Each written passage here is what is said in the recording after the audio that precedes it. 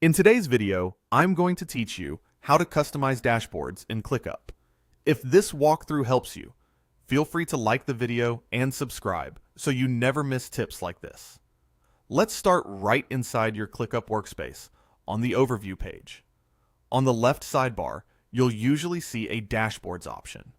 If it's not visible, don't worry. Hover over the More button on the sidebar to expand the full menu. From there, click More, then choose Dashboards. That opens the Dashboards area. Now, click Dashboard to get into the Dashboard Hub, where you can create and manage everything in one place.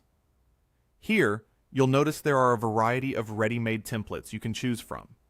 You might see options like a simple dashboard for a clean starting point, a team center for collaboration, time tracking to visualize logged hours, project management to monitor progress, and even an AI personal center.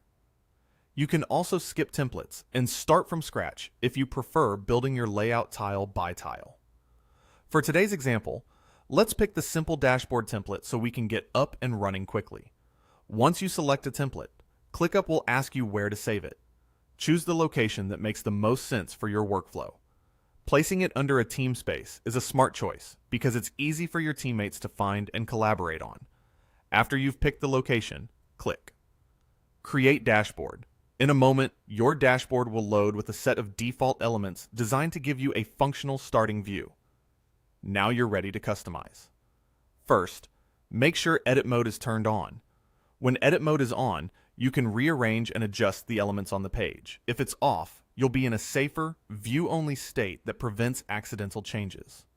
With Edit Mode enabled, click and drag any widget or element to rearrange your layout. You'll see placeholders appear as you drag.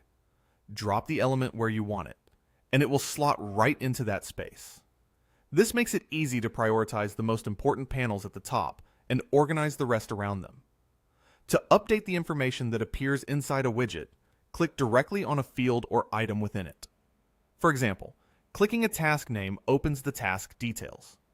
From there, you can make changes like updating the status, adjusting dates, assigning teammates, or even subdividing the work into subtasks.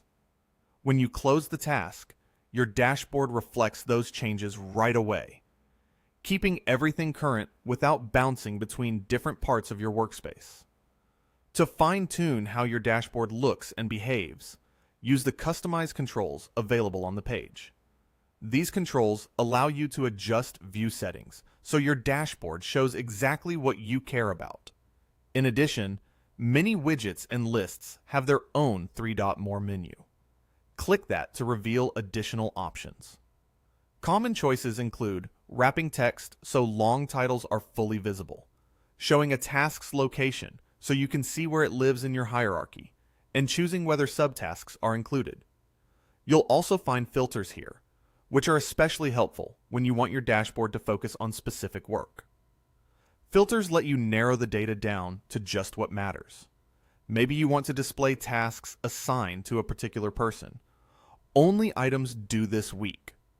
Or work in a specific status like in progress or blocked. Apply a filter and the widget instantly refreshes to reflect those criteria. If your template comes with preset filters, review them and tweak as needed so the dashboard aligns with your team's process.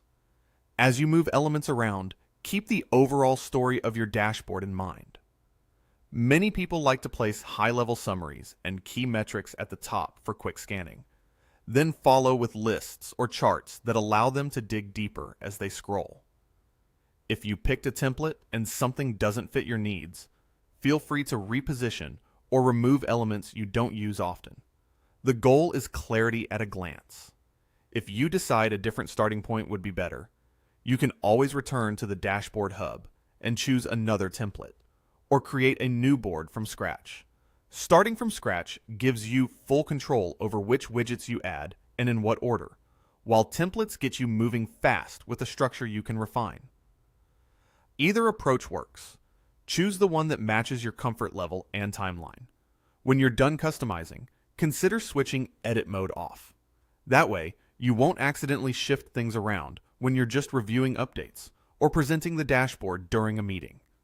And remember, because your dashboard lives in a shared location, your teammates will see the same clean layout and filtered views, which keeps everyone aligned and reduces the need to ask for status updates. To recap the flow we followed, open the Dashboards area from the sidebar, go into the Dashboard Hub, choose a template like the Simple Dashboard or start from scratch. Select a team space as the location and create your dashboard. Then turn on Edit mode to rearrange elements by dragging and dropping.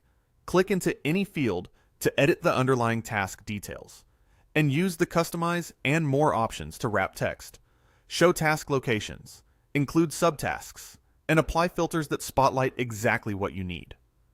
That's the process for customizing a dashboard in ClickUp. If you have questions about any of these steps or want to see a specific type of dashboard in a future video, drop a comment below. Thanks so much for watching, and I'll see you in the next one.